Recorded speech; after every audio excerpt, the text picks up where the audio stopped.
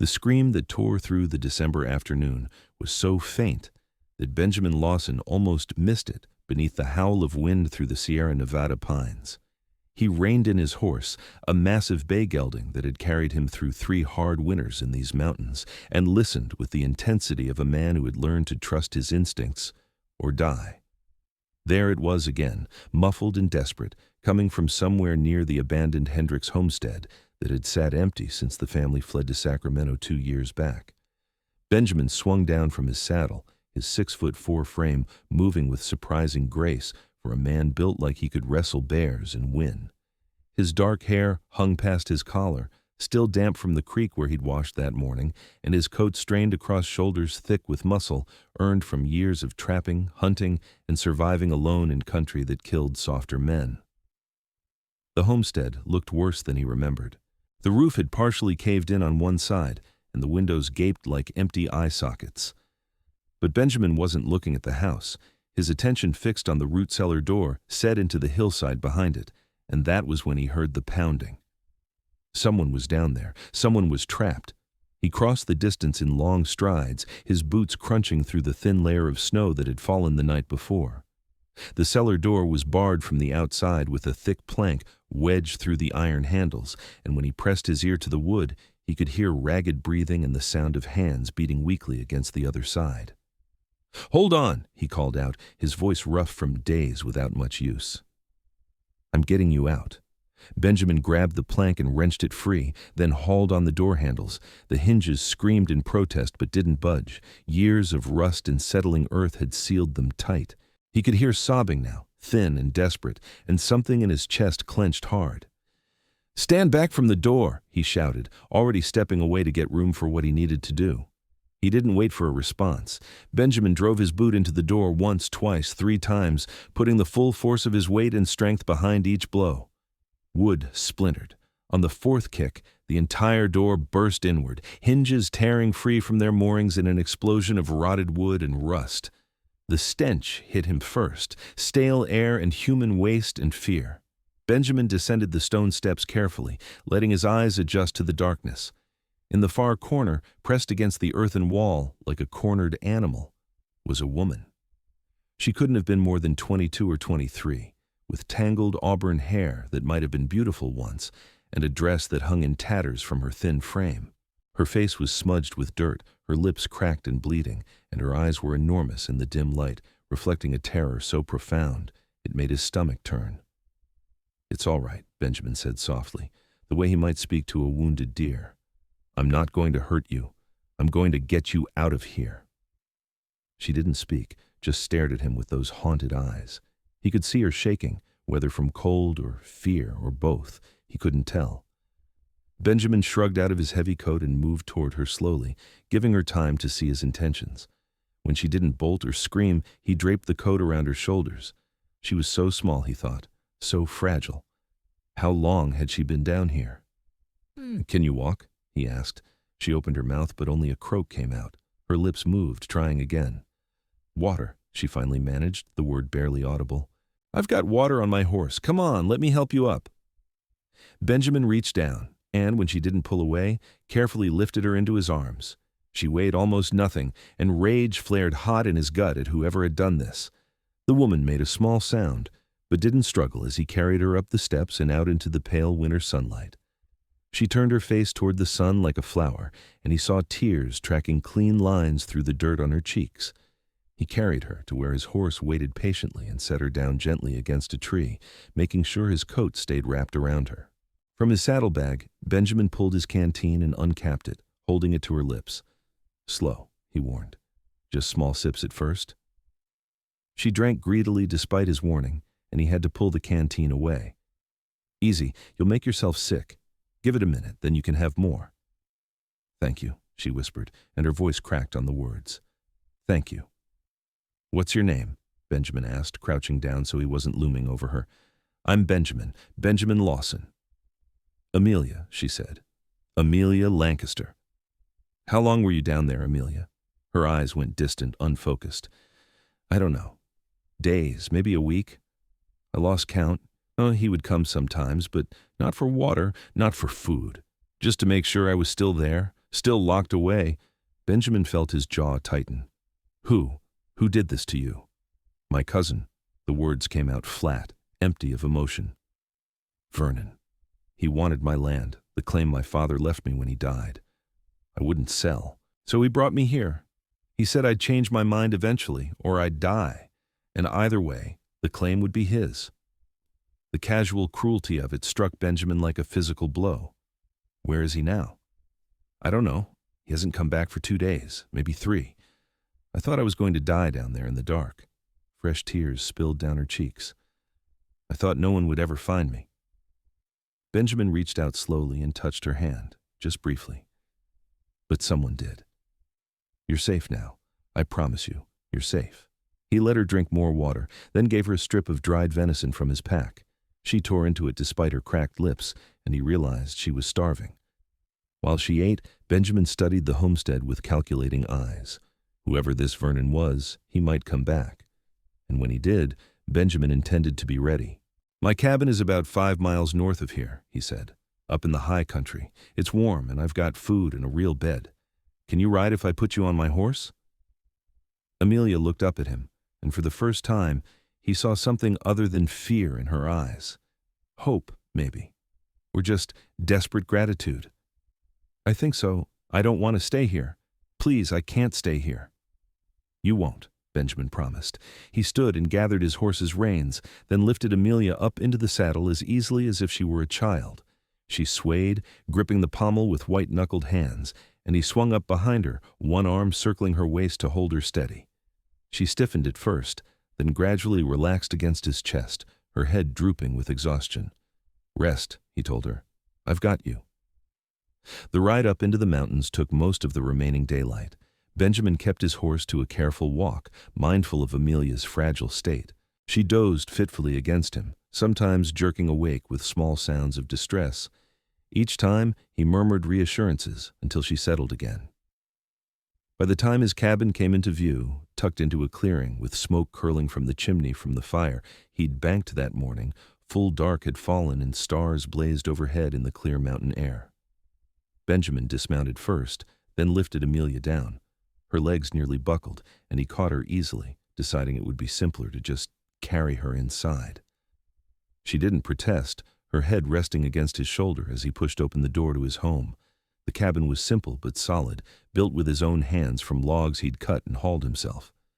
One large room served as kitchen, living space, and bedroom, with a stone fireplace taking up most of one wall.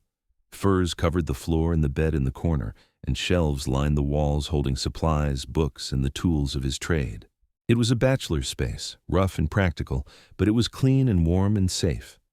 Benjamin laid Amelia on his bed, then stirred up the fire until flames licked hungrily at fresh wood. He filled a pot with water from his barrel and set it to heat, then lit the oil lamps that pushed back the darkness. When he turned back to the bed, Amelia was watching him with those enormous eyes. "This is your home?" she asked. "Has been for about 6 years now. It's not fancy, but it keeps the cold out." Benjamin pulled a chair over and sat down beside the bed. "When's the last time you had a real meal?" "Before he locked me down there. Maybe 5 days ago? 6? Then we'll start slow. I'll make some broth, something easy on your stomach. And I'm heating water so you can wash if you want. I've got a clean shirt that will do for a nightdress until we can figure out something better." Tears welled up in Amelia's eyes again. "Why are you doing this? You don't even know me." Benjamin considered the question. Why was he doing this? The simple answer was that he couldn't do anything else. He'd been raised by a mother who believed in helping those who needed it, and his years alone in the mountains hadn't erased those lessons. But it was more than that. Something about this woman, broken and terrified as she was, called to something deep in his chest. "Because it's the right thing to do," he said simply. "And because no one deserves what was done to you." He stood and moved to the fireplace, busying himself with preparing food. Benjamin had a haunch of venison hanging in his cold storage, and he cut strips of meat into a pot with water, dried herbs, and some of the root vegetables he'd traded for in Bodie last month. While the broth simmered, he poured hot water into a basin and brought it to the bedside along with a cloth and a bar of lye soap. "I'll step outside while you wash," he said, deliberately not looking at her. "Take your time. The shirt's on the chair there. Benjamin retreated to the porch and stood in the cold, listening to the sounds of the forest and thinking hard. Amelia Lancaster. The name didn't mean anything to him, but then again, he didn't pay much attention to the comings and goings in Bodie. He made the trip down to town maybe once a month for supplies and spent the rest of his time up here in his solitude. But a woman with a mining claim, that was something. Claims were worth killing for in California, especially if the land was good, and clearly this cousin thought it was worth imprisoning his own family over. "I'm dressed," Amelia called out, her voice still weak but stronger than before. Benjamin went back inside and found her sitting up in bed, swimming in his spare shirt that hung past her knees. She'd washed her face and hands, and he could see now that beneath the dirt and exhaustion, she was beautiful. Her hair, even tangled as it was, gleamed like copper in the lamplight, and her face had fine, delicate bones. But it was her eyes that caught him, large and brown, and full of a fierce determination that surprised him. "The broth will be ready soon," he said, ladling some into a wooden bowl. "Drink it slow." Amelia took the bowl with trembling hands and sipped carefully. He watched her close her eyes in pleasure at the taste, watched her throat work as she swallowed. A fierce protectiveness rose in him, startling in its intensity. This woman had been through hell, and something in him wanted to make sure she never went through anything like that again. "Where's your claim?" he asked, settling back in his chair. "About 8 miles east of Bodie. My father found gold there 3 years ago. Not a huge strike, but steady. Good ore. When he died last spring from the fever, he left it to me, his only child." Amelia took another sip of broth. Vernon was furious. He thought as the eldest male relation, it should go to him. But my father made sure the deed was in my name, legal and proper. And Vernon decided if he couldn't have it legally, he'd take it another way. He said I'd come around, that a woman had no business running a claim anyway, that I should be married and having babies, not grubbing in the dirt for gold. Her voice went hard. He showed up at my cabin 2 weeks ago with 2 men I'd never seen before. They dragged me out, tied me up, and threw me in a wagon. When we got to the old Hendricks place, Vernon locked me in the cellar. He said he'd let me out when I agreed to sign the claim over. But you didn't. I'd rather die than give him what my father worked so hard for." Amelia's hands tightened on the bowl. "My father believed in me. He taught me how to work the claim, how to sort the ore, how to manage the money. I'm good at it, and Vernon is a drunk and a fool who would have squandered it all within a year."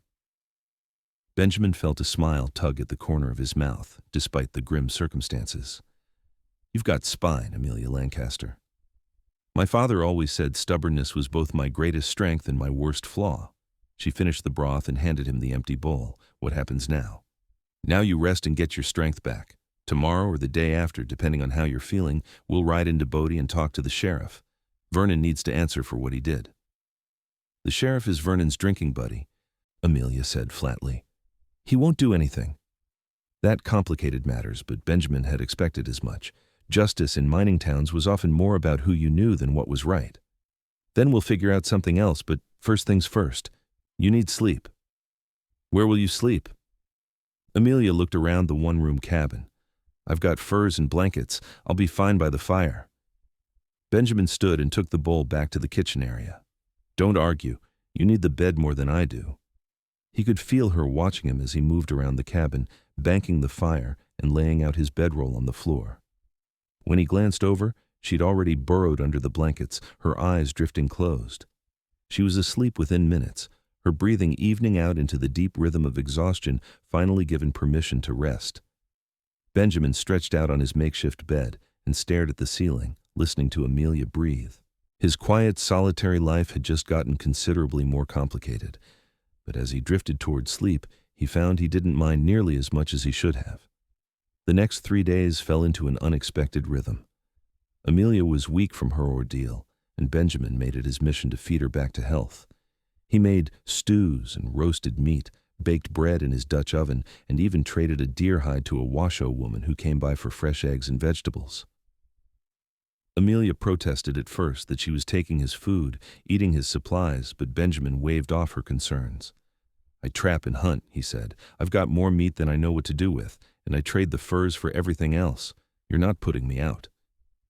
What surprised him was how much he enjoyed having her there. For 6 years, Benjamin had lived alone in these mountains, speaking to no one for weeks at a time except the occasional prospector or trapper passing through. He'd convinced himself he preferred the solitude, that people were more trouble than they were worth. But Amelia's presence changed everything. The cabin felt warmer somehow, more alive. And as her strength returned and the fear slowly faded from her eyes, he found himself looking for excuses to make her smile. She was smart, he learned, quick-witted and educated beyond what he'd expected. Her father had been a professor back in Boston before gold fever brought him west, and he'd taught his daughter to read and cipher and think critically. She could discuss literature and history and philosophy with an ease that left Benjamin scrambling to keep up with his own more limited education. "You read a lot," Amelia observed on the third day, nodding toward his shelves of books. "Long winters," Benjamin said, "and I learned early on that I'd go mad up here without something to occupy my mind. I trade for books whenever I can in Bodie." "What are you reading now?" He showed her the battered copy of The Last of the Mohicans that he'd been working through. Amelia's face lit up, and she launched into an animated discussion of Cooper's work that had him grinning despite himself. When had he last had a conversation like this? When had anyone looked at him as something more than just a rough mountain man? But beneath the growing ease between them, tension simmered.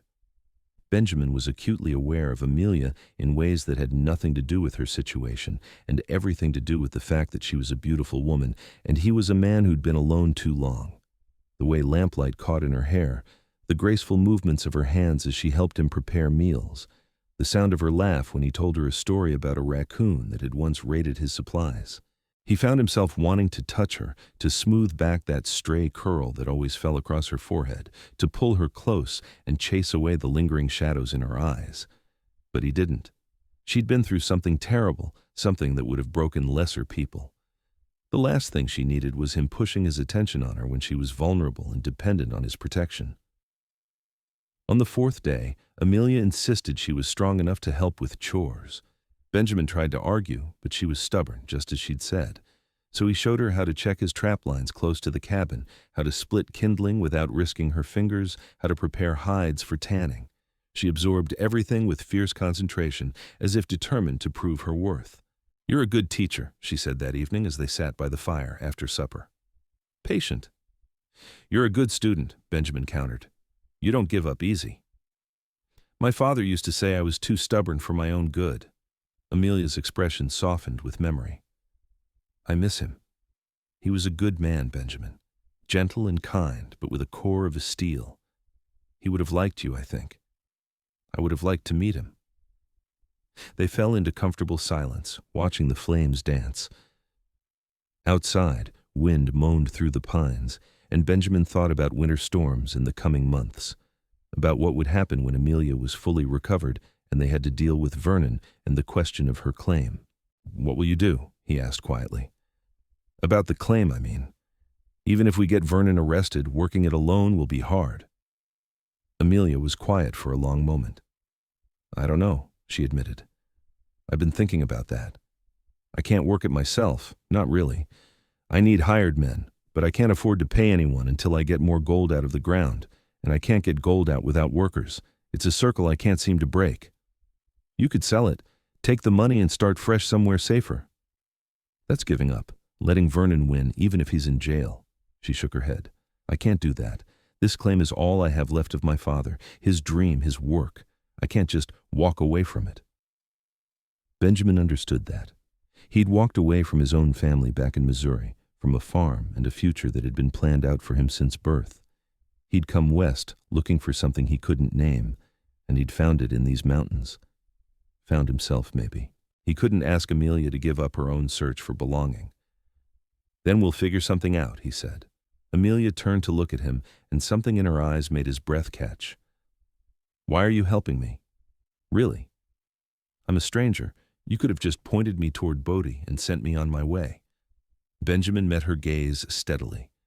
"Because when I found you in that cellar, I saw someone who refused to break, even when breaking would have been easier. I saw strength and courage and fire, and I thought that's someone worth knowing, worth protecting." "Is that all?" Her voice was soft, questioning. He could have lied, should have lied. But Benjamin had never been good at dishonesty. "No," he said. "That's not all. But the rest you don't need to hear right now." "What if I want to hear it?" Benjamin stood abruptly, suddenly too restless to sit still. "You've been through hell, Amelia. You're grateful and maybe feeling things that aren't real because I pulled you out of that cellar. I won't take advantage of that. You think I don't know my own mind?" There was an edge to her voice now. "I think you're vulnerable and hurt and not thinking clearly." Amelia rose too, facing him across the firelight. "I think you're making assumptions about what I feel and what I want. Yes, I'm grateful, but I'm also old enough and smart enough to know the difference between gratitude and something else. Something that's been growing every day I've been here with you." Amelia. Her name was a warning and a plea. "You're a good man, Benjamin Lawson. Strong and kind and honorable. You make me feel safe in a way I haven't felt since my father died, maybe before that. And when you look at me, I can see in your eyes that you feel it too. This thing between us, it's too fast, too soon. My father used to say that time is a human construct, that the heart knows what it knows, and fighting it is like fighting the tide." She took a step toward him. "I'm not asking you for anything. I'm just telling you that I see you, really see you. And what I see makes me want to stay, not just until Vernon is dealt with, but after, if you'll have me." Benjamin's heart hammered in his chest. Every instinct screamed at him to close the distance between them, to pull her into his arms and never let go. But he forced himself to stay still. "Give it time. Give it until Vernon is dealt with and your claim is secure. If you still feel the same way then, we'll talk. But I won't have you make a decision like that when you're still recovering from what he did to you." Disappointment flickered across Amelia's face, but she nodded slowly. "All right. We'll wait. But Benjamin, I'm not going to change my mind. We'll see."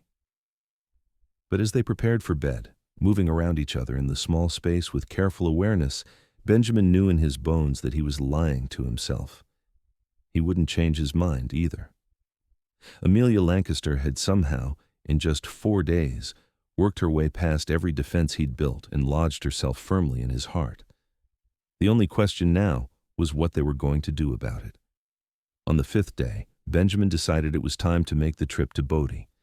Amelia was much stronger, the color back in her cheeks and the spark returned to her eyes. She needed proper clothes, and they needed to assess the situation with Vernon.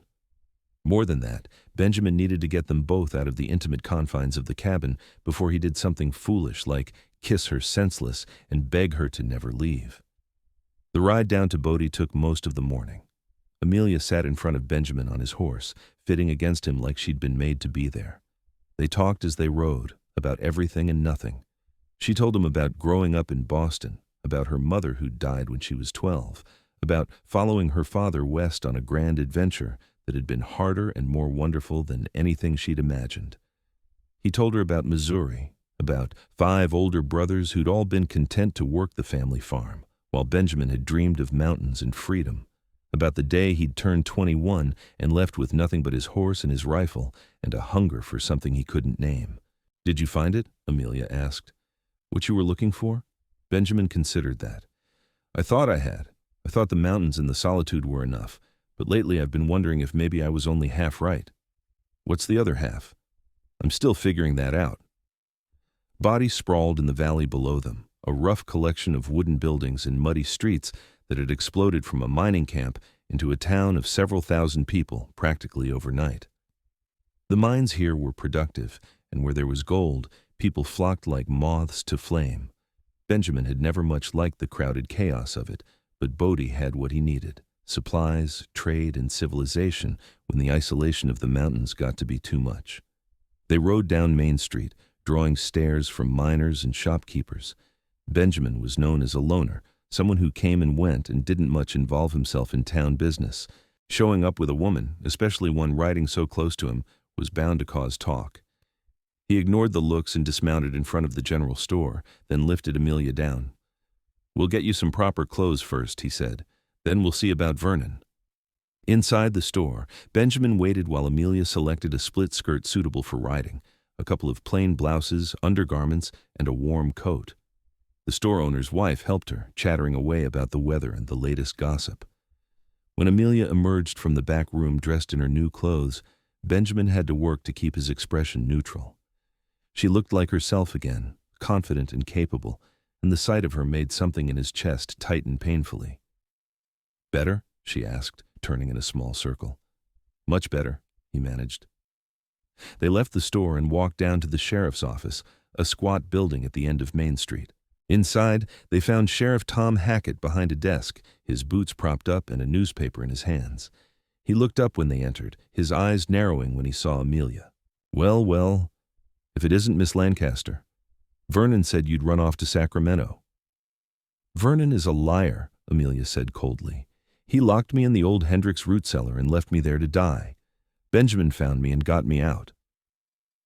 Hackett's gaze flicked to Benjamin, and something calculating moved behind his eyes. "That's a serious accusation, Miss Lancaster. You have any proof?" "The root cellar is proof. The bar that was wedged across the door from the outside is proof. Could be you went down there yourself and the door swung shut behind you. Could be you're on Vernon's payroll," Benjamin said, his voice hard. "But we're not here to play games. Vernon Lancaster locked his cousin in the cellar to try to force her to sign over her mining claim. That's attempted murder, and you know it." Hackett slowly lowered his boots to the floor and stood, his hand resting casually on the gun at his hip. "You want to be careful with accusations like that, Lawson. I'm the law in this town, and I don't take kindly to people suggesting I'm corrupt." "Then prove you're not," Benjamin challenged. "Arrest Vernon, hold him until a judge can hear the case.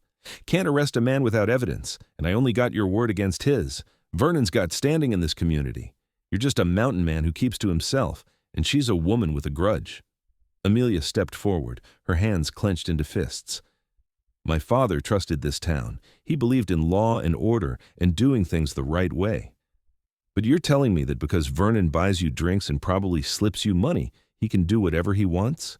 Even try to kill me?" "I'm telling you that you don't have a case," Hackett said flatly. "Now I suggest you both leave before I decide to arrest you for disturbing the peace." Benjamin felt rage simmer in his veins, but he forced it down. Losing his temper wouldn't help Amelia. He put a hand on her arm and guided her toward the door. "We're leaving, but this isn't over." Outside, Amelia was shaking with fury. "He's not going to do anything. Vernon is going to get away with it. Not if I can help it." Benjamin glanced up and down the street, thinking fast. "Where's your cabin? The one on your claim?" "About 8 miles east of here, like I said, near the foothills." "Why?" "Because we're going there. You need to see what condition it's in, what Vernon might have done to it. And we need to make sure the deed is still where you left it." They rode out of Bodie heading east, following the rough road that led to the various claims scattered through the hills. Amelia directed Benjamin, pointing out landmarks until they reached a narrow trail that climbed into a canyon. The cabin sat in a small clearing beside a creek, a neat structure of logs with a stone chimney and a small porch.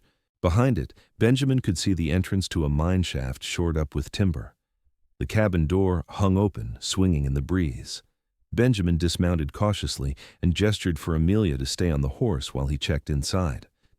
The interior had been ransacked. Furniture was overturned, dishes smashed, papers scattered everywhere. Someone had been looking for something, and they hadn't been gentle about it. "It's clear," he called, and Amelia slid down from the horse and came inside. She stood in the doorway, her face pale as she took in the destruction. "He tore everything apart. Why would he do this?" "Looking for the deed, I'd guess. Did he find it?"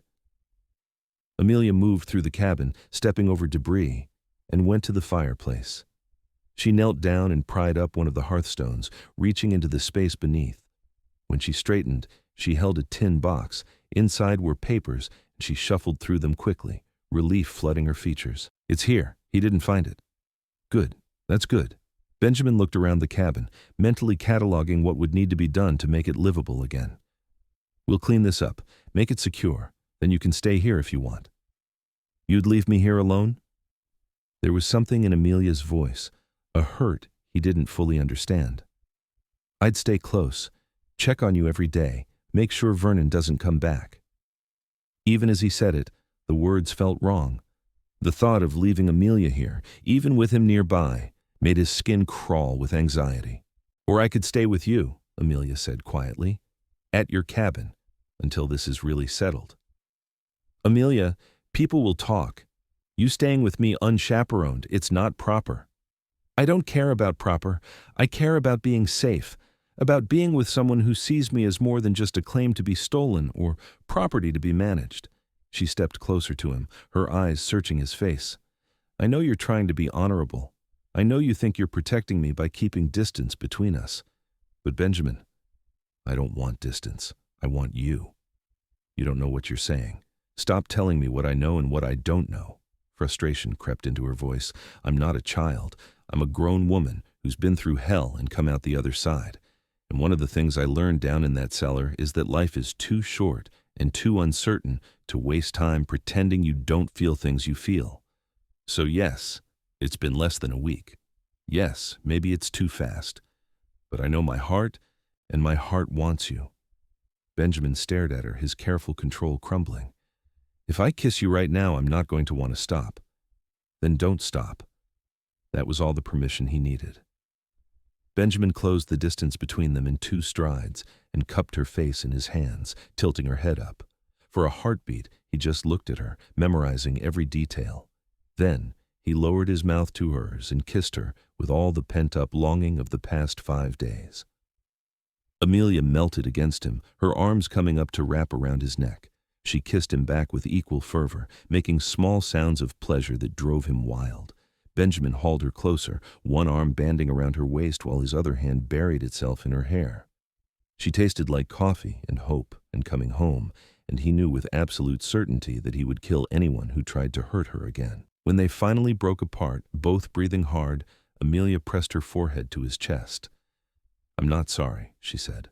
I'm not sorry for pushing. I'm not sorry for feeling this. Neither am I. Benjamin tipped her chin up so she met his eyes. But we're doing this right. No more hiding, no more pretending. If you want to be with me, really be with me, then we tell everyone. We make it official. Official how? There's a preacher in Bodie. We get married, soon as we can arrange it. Amelia's eyes went wide. You're asking me to marry you? I'm telling you I want to marry you, if you'll have me. I know I'm not much, just a man who lives alone in the mountains with more scars than money. But I swear to you, Amelia, I will spend every day of the rest of my life making sure you never regret saying yes. Oh, Benjamin. Tears spilled down her cheeks, but she was smiling. Yes, yes, I'll marry you. I would be honored to marry you. He kissed her again, softer this time, reverently. When they parted, they were both grinning like fools. The cabin around them was a disaster. Vernon was still out there somewhere, and nothing about their situation was resolved. But somehow, none of that mattered. They had each other, and that was enough. They spent the rest of the afternoon cleaning the cabin, working side by side to restore order. Benjamin repaired the broken furniture as best he could, while Amelia swept up the shattered dishes and reorganized her father's papers. As they worked, they talked about the future, about how they'd run the claim together, about whether they'd live in her cabin or his, about what they'd name their children someday. I want at least 3, Amelia said, stacking books back on a shelf. Maybe 4. I was one of 6, Benjamin said. Always thought that was a good number. 6 children? Amelia laughed. You're ambitious. With you, I'm greedy. He pulled her close for a quick kiss. I want everything. Every moment, every dream, every possibility. Then you'll have it, she promised. We'll have it, together. As evening approached, they rode back to Benjamin's cabin. But this time, the ride felt different. There was no hesitation, no careful distance. Amelia leaned back against Benjamin's chest, his arms around her, and they talked about their wedding. They'd go to Bodie in 3 days, they decided. Give themselves time to prepare, to make sure everything was in order. Benjamin would ask around discreetly about Vernon, and they'd make sure the man knew Amelia was under protection. The next morning, Benjamin woke to find Amelia already up, making breakfast in his kitchen like she'd been doing it forever. She'd braided her hair back and rolled up the sleeves of her new blouse, and she hummed softly as she worked. The sight made his chest ache with something that felt dangerously close to perfect happiness. Morning, he said, sitting up from his bedroll. Good morning, Amelia smiled at him over her shoulder. I made coffee and biscuits. I found some jam in your stores. You didn't have to do that. I wanted to. Besides, if we're going to be married, I should probably practice cooking in your kitchen. Our kitchen, Benjamin corrected, standing and stretching. Everything I have is yours now, Amelia. This cabin, the furs, my traps and supplies, all of it. And everything I have is yours. The claim, my father's tools, his books. She set a plate in front of him. We're partners now, in everything. They ate breakfast together, discussing their plans for the day. Benjamin wanted to check his trap lines, and Amelia insisted on coming with him. So they set out into the cold morning, walking the familiar paths through the forest. Benjamin showed her how to check each trap, how to reset them, how to tell good fur from poor. Amelia absorbed it all with that same fierce concentration she brought to everything, asking questions and practicing until she got it right. On the way back to the cabin, Benjamin suddenly stopped, holding up a hand for silence. Amelia froze, her eyes questioning. He pointed through the trees to where smoke rose from the direction of his cabin. They hadn't left the fire burning that high, which meant someone was there. "Stay behind me," Benjamin whispered, drawing his rifle from where it hung across his back. They approached carefully, keeping to the tree line. As they got closer, Benjamin could hear voices, 2 men by the sound of it. He gestured for Amelia to crouch down behind a large pine, then crept forward until he could see the cabin clearly. 2 men stood on his porch. One was built like a bull, thick through the chest and shoulders, with a face that looked like it had been on the losing end of too many fights. The other was smaller, wiry, with the nervous energy of a man who was always looking over his shoulder. Benjamin had never seen either of them before, but when the smaller one turned, he heard Amelia's sharp intake of breath behind him. Vernon Lancaster. He'd know that weasel face anywhere now. "She's not here," the bigger man was saying. "Place looks empty." "Then we wait," Vernon replied. "She'll come back eventually, and when she does, we finish this. No more games, no more chances. We make her disappear permanently." Benjamin's vision went red. He stood and stepped out of the trees, his rifle leveled at Vernon's chest.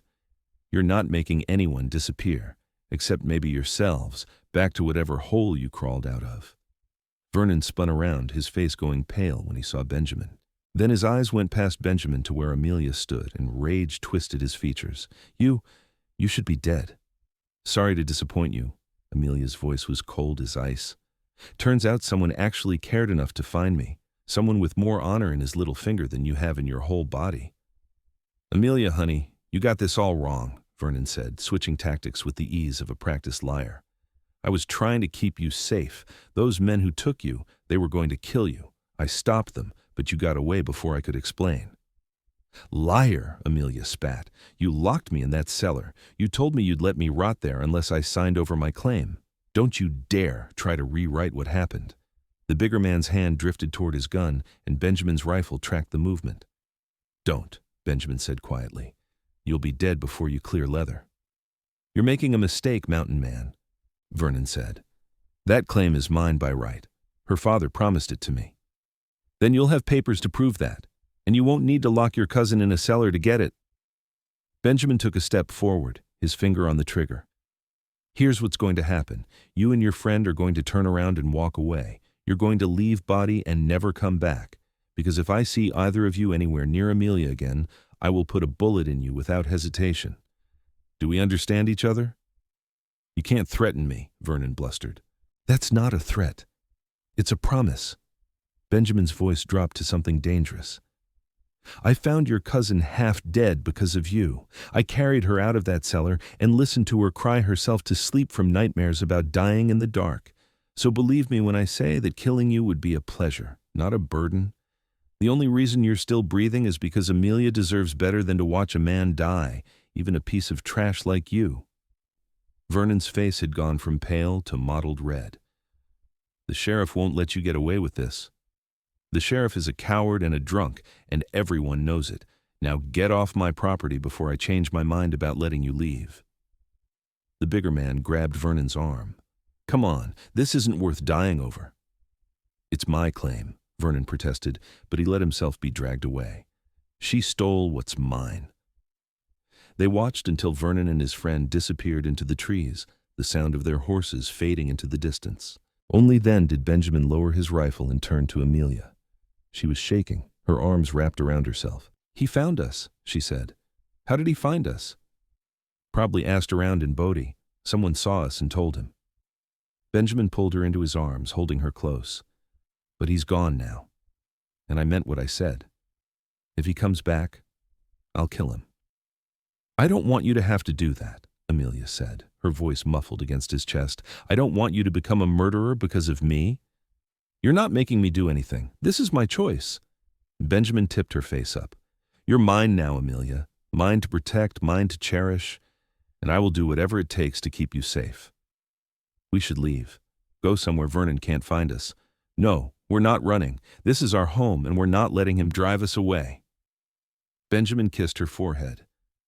But we are going to Bodie tomorrow instead of in 3 days. We're getting married, and then we're going to the land office and making sure your claim is locked up so tight Vernon couldn't steal it with dynamite. Tomorrow, Amelia repeated. Can we really arrange everything by tomorrow? We'll manage. Come on, let's get inside. I want to make sure they didn't damage anything. The cabin was untouched inside, which suggested Vernon and his friend had only just arrived when Benjamin and Amelia returned. They spent the rest of the day preparing for the trip to Bodie, and when night fell, they sat by the fire and talked about their wedding. It wouldn't be fancy, they both knew. Just a simple ceremony with whatever witnesses they could round up. But it would be real, and it would bind them together in a way that even Vernon couldn't break. I wish my father could be there, Amelia said softly. He would have liked you so much, would have been so happy for me. I wish I could have met him, asked his permission properly. Benjamin reached over and took her hand. But I think he knows. Wherever he is, I think he knows you're going to be happy. I am happy. Even with everything that's happened, I'm happy. Because I found you. She squeezed his fingers. Or you found me, I suppose.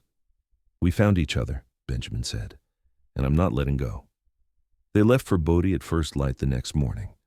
The ride down took only a few hours, and by mid-morning they were standing in front of the small church at the edge of town.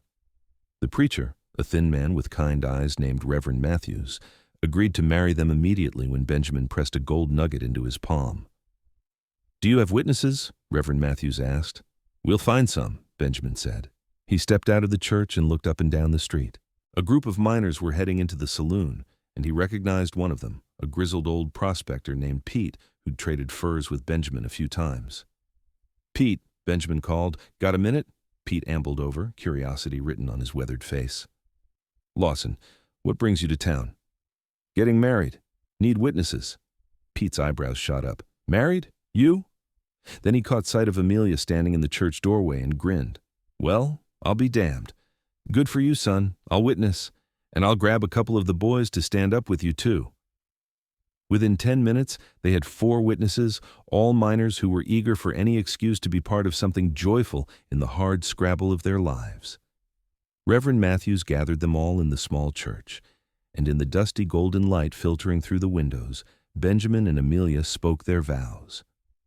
Do you, Benjamin Lawson, take Amelia Lancaster to be your lawfully wedded wife, to have and to hold from this day forward, for better or worse, for richer or poorer, in sickness and in health, until death do you part? I do, Benjamin said, his voice steady and sure. And do you, Amelia Lancaster, take Benjamin Lawson to be your lawfully wedded husband, to have and to hold from this day forward, for better or worse, for richer or poorer, in sickness and in health, until death do you part? I do, Amelia said, her eyes shining with tears. Then by the power vested in me, I now pronounce you husband and wife. You may kiss your bride. Benjamin cupped Amelia's face in his hands and kissed her thoroughly, ignoring the whoops and hollers from the miners. When they broke apart, both smiling, Reverend Matthews presented them with a marriage certificate that they both signed, along with the witnesses. They were married. Actually, legally married. Benjamin felt something settle in his chest, a rightness he'd never experienced before. Amelia was his wife, his partner, his future. The miners insisted on buying them a drink at the saloon to celebrate, and Benjamin didn't have the heart to refuse.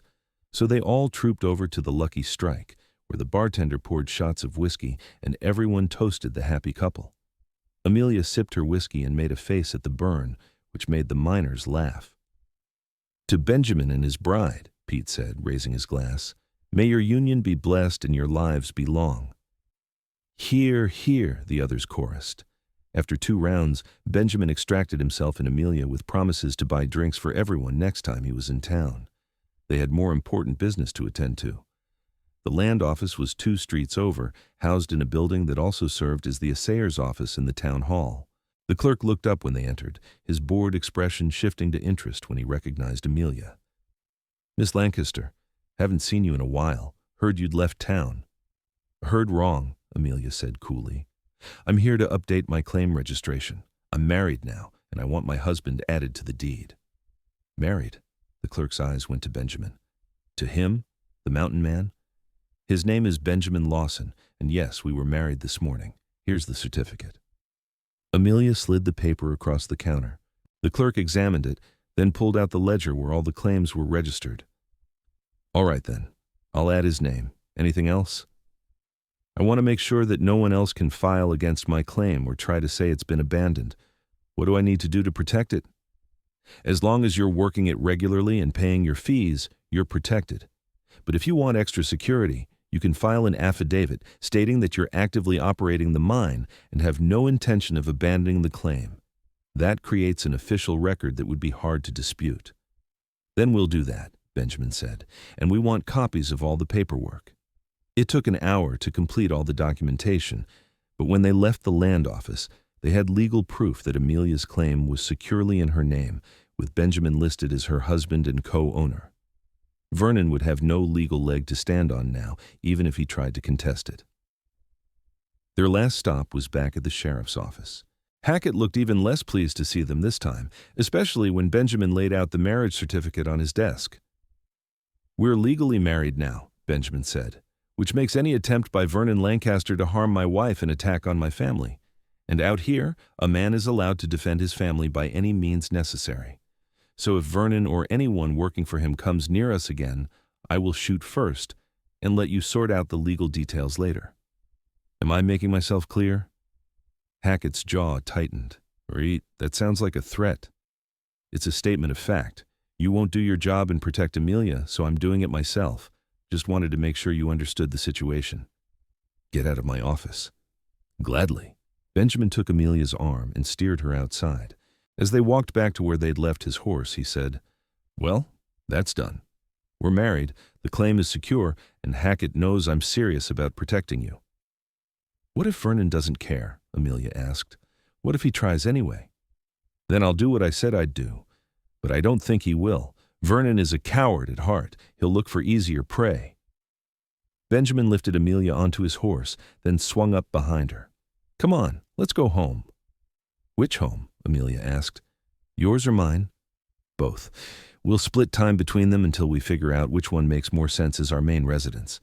Your cabin is closer to the mine, but my cabin is more secure and has better hunting. We'll work it out." They rode back to Benjamin's cabin in the mountains, and as the sun began to set, painting the sky in shades of gold and crimson, they arrived home. Benjamin built up the fire while Amelia made dinner, and they ate together by the warmth of the flames, talking and laughing and simply enjoying being together. When the meal was finished and the dishes cleaned, Benjamin pulled Amelia close. "You're my wife now," he said, wonder in his voice. "My wife." "And you're my husband," Amelia replied. She reached up and traced his jaw with gentle fingers.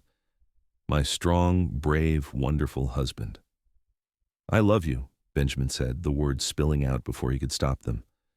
"I know it's fast, I know we barely know each other, but I love you, Amelia.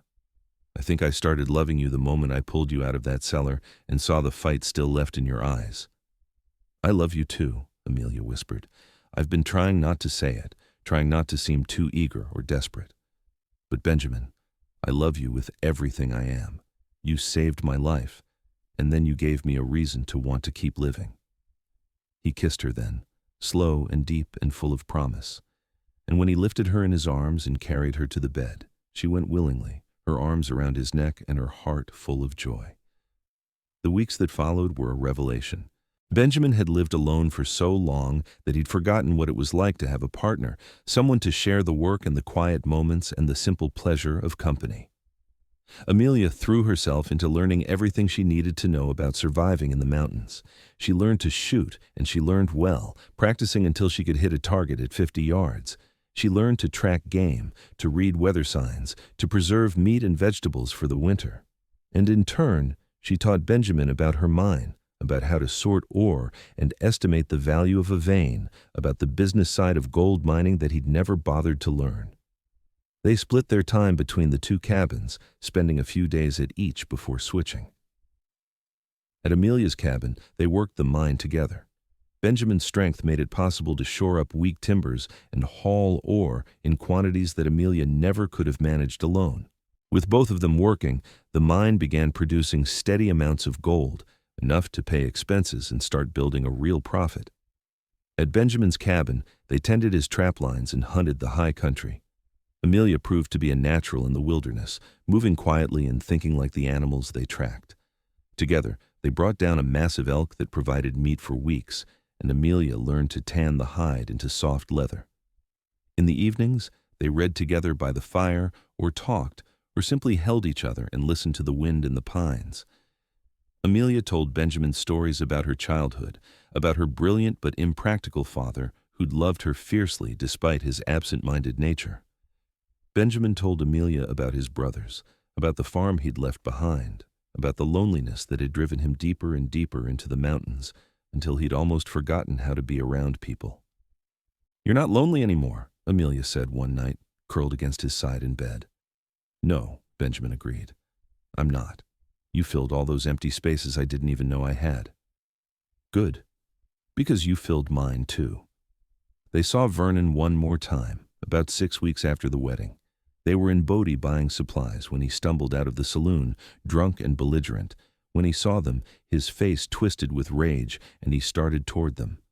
Benjamin stepped in front of Amelia, his hand on his gun, and the look in his eyes must have been enough to penetrate even Vernon's alcohol-soaked brain. He stopped swaying, then spat in the dirt at their feet. "This isn't over," he slurred. "Yes, it is," Amelia said, her voice steady. "You tried to kill me, Vernon. You failed. The claim is legally mine and Benjamin's, and there's nothing you can do about it. So go away. Find some other way to make your fortune, because you're not getting mine." Vernon looked like he wanted to argue, but Benjamin's hand tightened on his gun, and Vernon thought better of it. He turned and stumbled away, and they never saw him again. Word filtered back through the gossip network that he'd left California entirely, heading to the silver mines in Nevada. Benjamin didn't care where he went as long as it was far away from Amelia. As winter deepened and snow piled high in the mountains, they stayed mostly at Benjamin's cabin, which was better equipped for the harsh weather. They were snowed in for weeks at a time, but neither of them minded. It was a time of deep intimacy, of learning each other's rhythms and habits, of building the foundation of a marriage that would last a lifetime. Spring came with a rush of snowmelt and birdsong. As the trails cleared, they made their way back down to Amelia's cabin and the mine. The long winter rest had allowed them to plan improvements, and they set to work with renewed energy. Benjamin built a sluice box to make processing ore more efficient, and Amelia hired 2 men from Bodie to help with the heavy excavation work. The mine began to produce even more gold, and their savings grew. One warm evening in May, as they sat on the porch of Amelia's cabin watching the sun set over the hills, Amelia took Benjamin's hand and placed it on her stomach. "I'm pregnant," she said softly. "I'm going to have your baby."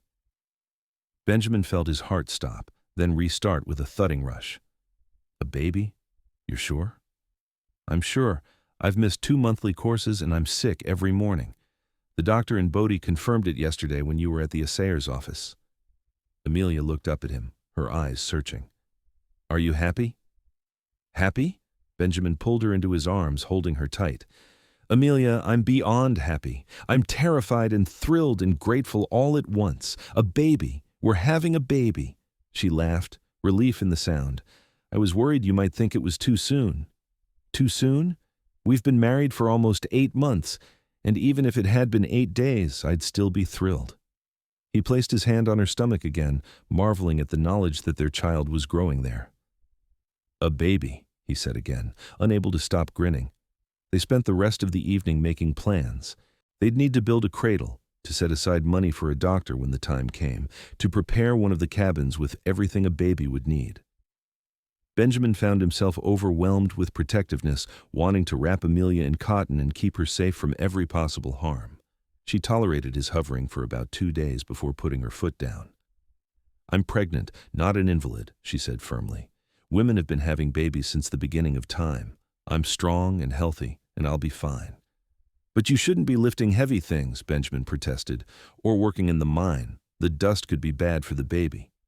"Then I won't work in the mine. I'll manage the business side from up here. But I'm not going to spend the next 7 months sitting in a rocking chair. I'll go mad." They compromised. Amelia stopped going into the mine, but continued to help with sorting ore, keeping the books and managing their hired men. Benjamin took over the heavy work, and he found he didn't mind. Knowing he was providing for his growing family gave every task new meaning. As Amelia's belly swelled with their child, Benjamin fell in love with her all over again. She was radiant, glowing with health and happiness. He loved watching her rest her hand on her stomach when she thought he wasn't looking, loved the small smile that curved her lips when the baby kicked. He read to her in the evenings, everything from novels to the medical books they'd ordered from San Francisco about childbirth and infant care.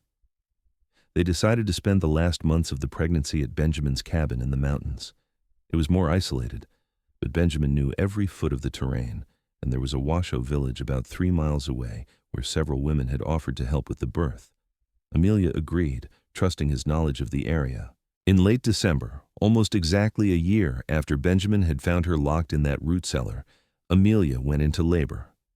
Benjamin rode through the snow to fetch the Washoe women, his heart in his throat. By the time he returned with them, Amelia was gripping the bedpost, breathing through contractions. The women took over with calm efficiency, sending Benjamin outside to pace and worry. The labor lasted 18 hours. Benjamin thought he might go insane from listening to Amelia's cries and not being able to do anything to help. But finally, as dawn broke pink and gold over the snow-covered peaks, he heard a new sound, the thin, indignant wail of a baby. One of the Washoe women opened the door and beckoned him inside. "Come, meet your son." Benjamin entered the cabin on shaking legs. Amelia lay in the bed, exhausted but smiling, and in her arms was a tiny bundle wrapped in soft cloth. He approached slowly, almost afraid, and looked down at the child they'd created. His son. He had a son. The baby was red-faced and squalling, with a shock of dark hair and tiny fists that waved in the air. Benjamin reached out a finger, and the baby's hand closed around it with surprising strength. Something in Benjamin's chest cracked open, a flood of love so intense it was almost painful. "He's perfect," Benjamin whispered. "Amelia, he's absolutely perfect." "He has your nose," Amelia said, her voice hoarse, "and I think your stubbornness, based on how long it took him to arrive." Benjamin laughed, though his eyes were wet. He bent down and kissed Amelia's forehead, then the baby's. "Thank you. Thank you for him, for all of this, for giving me a family." "We're just getting started," Amelia said. "This is only the beginning." They named the baby William, after Benjamin's father. Little William was a healthy, loud baby who kept them up at nights and filled their days with wonder. Benjamin had never known he could be so tired and so happy at the same time. He learned to change diapers, to rock the baby to sleep, to decode the different types of cries. Amelia nursed their son and sang to him, and Benjamin watched them both with a heart so full he thought it might burst. Spring came again, and then summer. William grew from a tiny newborn to a chubby, smiling baby who cooed and grabbed at everything in reach. They brought him down to Bodie to show him off, and the miners made a fuss over him. Pete declared himself an honorary uncle and whittled William a toy horse that the baby immediately tried to eat. Life fell into a new rhythm. They worked the mine during the good weather, with Benjamin doing the hard labor while Amelia managed the business with William strapped to her back or sleeping nearby. In winter, they retreated to the mountain cabin, where they were snug and safe and together. The mine continued to produce well, and their savings grew to a comfortable amount. They weren't rich, but they were secure, and that was more than enough. When William was 2 years old, Amelia became pregnant again. This time, Benjamin was less panicked, more confident. The second labor was shorter, and in the early hours of a September morning, they welcomed a daughter. She had Amelia's auburn hair and delicate features, and they named her Margaret after Amelia's mother. With 2 children, life became even busier. William was a wild, adventurous toddler who had to be watched constantly lest he wander off into the forest. Margaret was a quieter baby, more content to sit and observe. Benjamin built them toys and told them stories, and Amelia taught William his letters from the books her father had left her. The years rolled by, marked by the changing seasons and the growth of their children. William shot up tall and strong like his father, with the same dark hair and steady hands. Margaret grew into a thoughtful, intelligent girl who loved books as much as her mother. When William was 7 and Margaret was 5, Amelia surprised Benjamin with the news of a third pregnancy. This time, they welcomed twin boys, Robert and James, who kept them all on their toes with their matching mischief.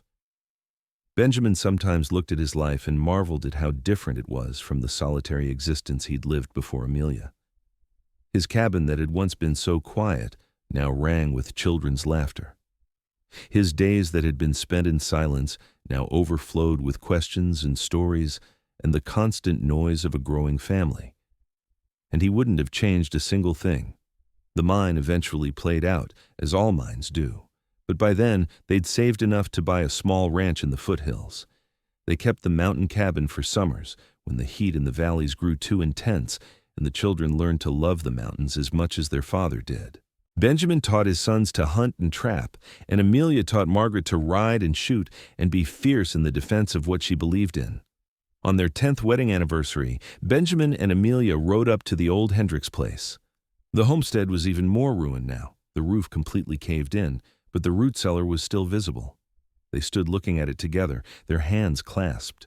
10 years, Amelia said softly. 10 years since you broke down that door and carried me out into the light. Best decision I ever made, Benjamin said. Finding you, keeping you. I used to have nightmares about that cellar, about dying in the dark. Amelia leaned against him. But you know what?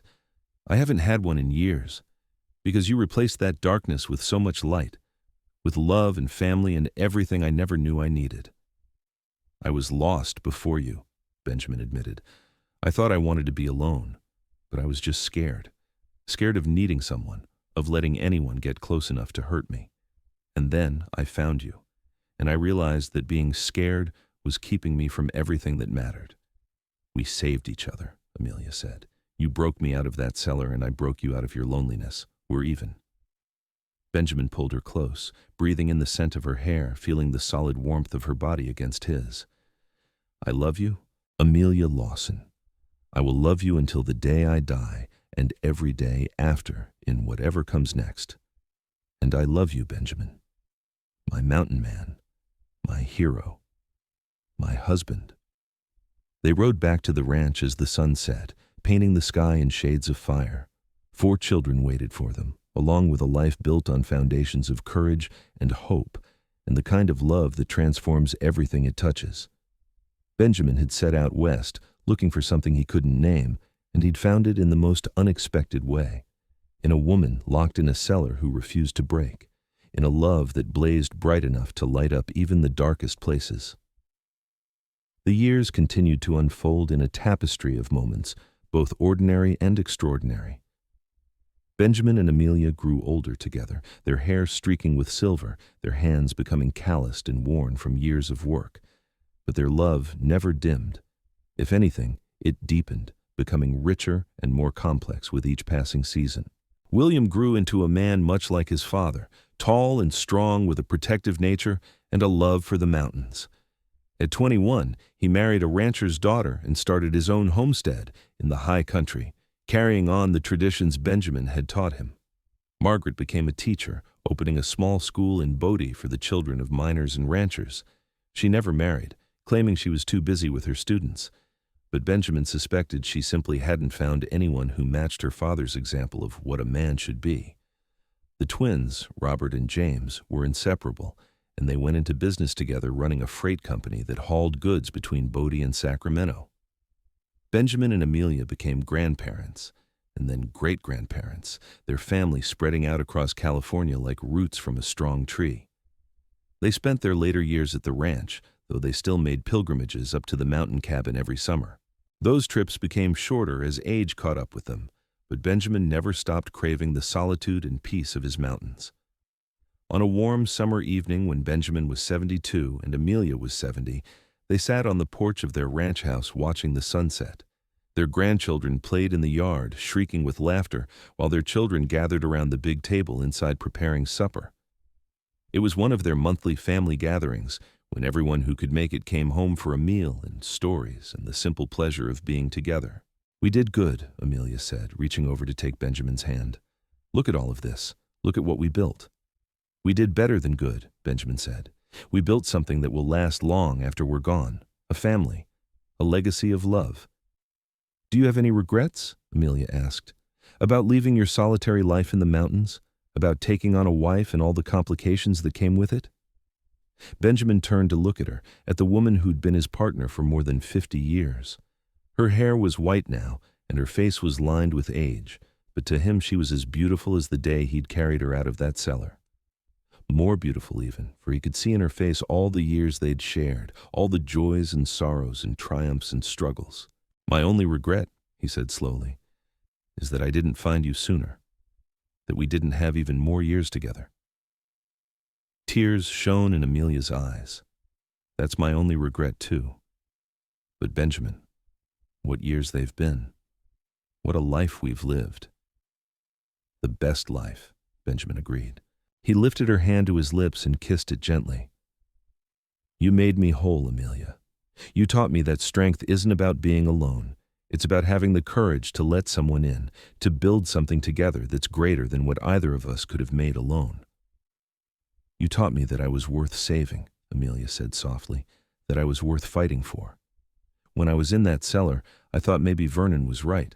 Maybe I wasn't strong enough, smart enough, good enough to have what my father left me.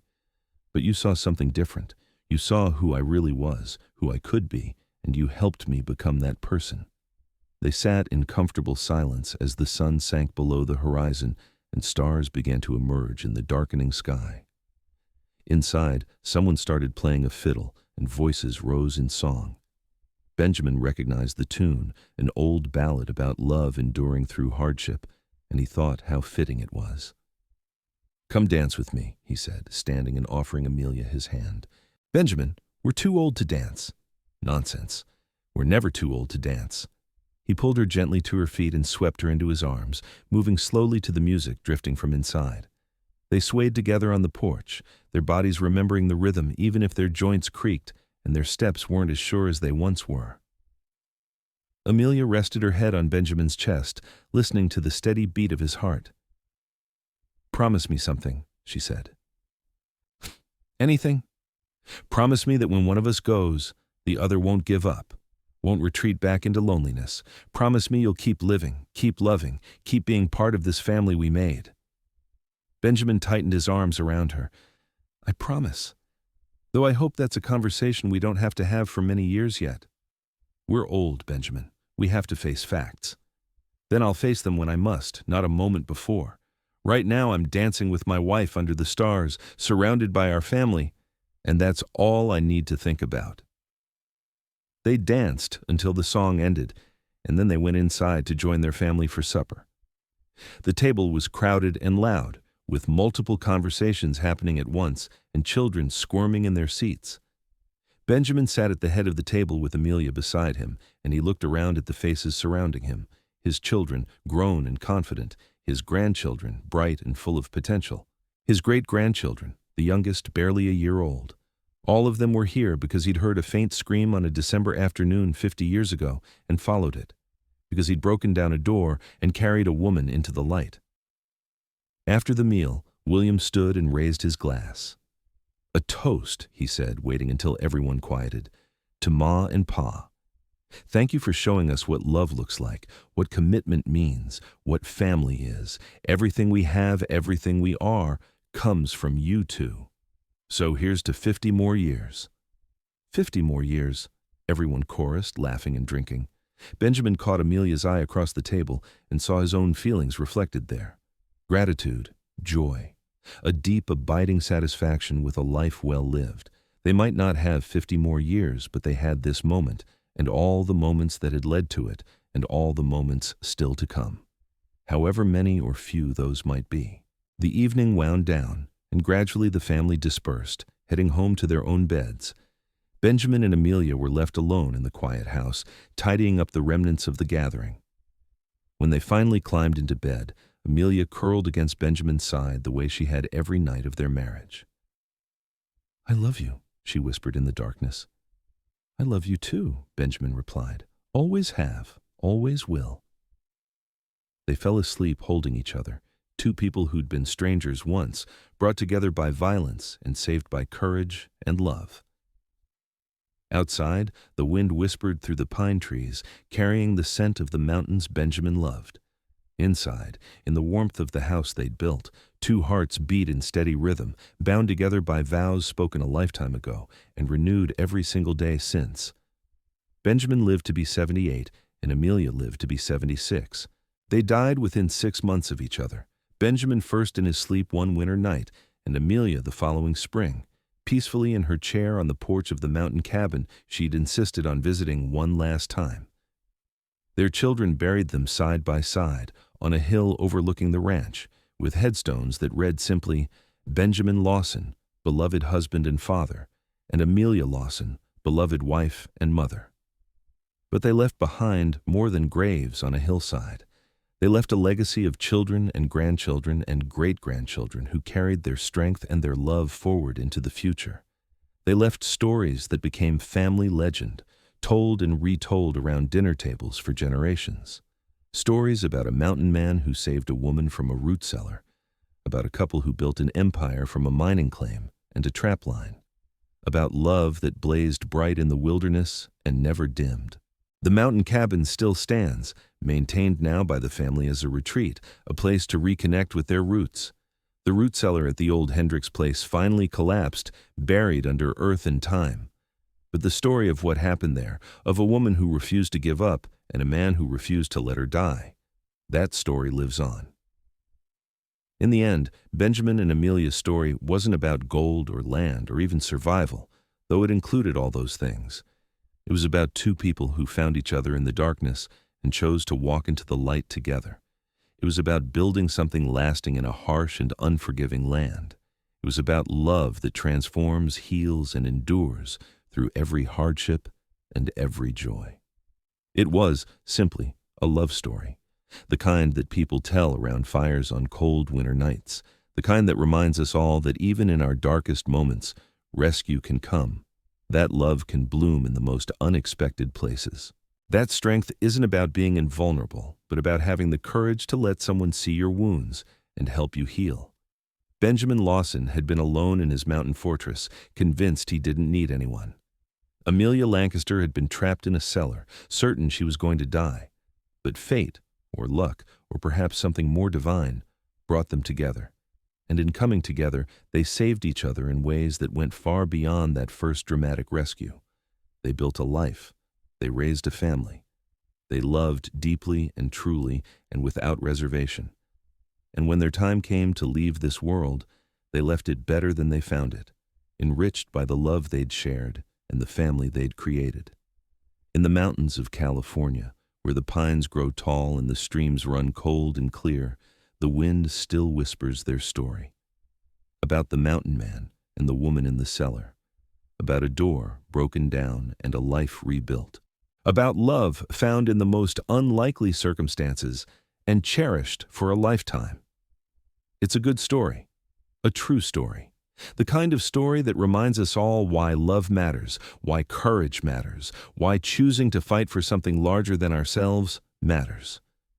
Benjamin and Amelia knew all of this, lived all of this, and left it behind as a gift for everyone who came after. And on warm summer evenings, when their descendants gather at the old ranch or make the pilgrimage up to the mountain cabin, they sometimes swear they can feel their presence, a sense of peace, of rightness, of love that never really dies.